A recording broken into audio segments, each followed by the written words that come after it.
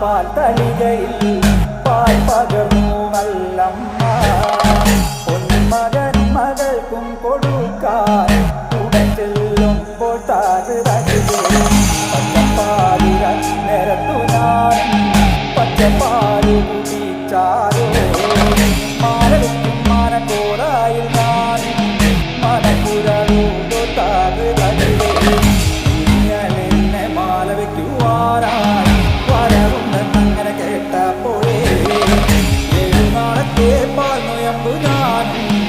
എടുത്തവളാണ് താഴ്